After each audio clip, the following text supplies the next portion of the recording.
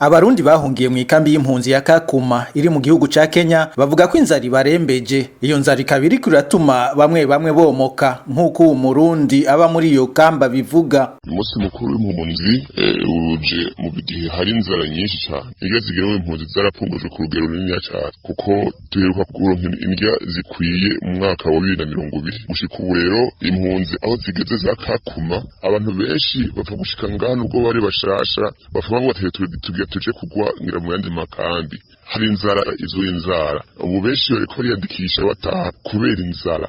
Abantu rero barashonje rwose baramerewe nabi. Umunsi wahariwe impunzi ku isi ushitsa abarundi bagera kuri 78 bari mu ikambi y'imfata kibanza ya Kavimvira muri Republika ya Demokarasi ya Kongo bataronka imfungurwa zikwiye. Abo barundi bamenyesha ko iyo kambi y'imfata kibanza y'Ikavimvira bayimazemwo imyaka 3.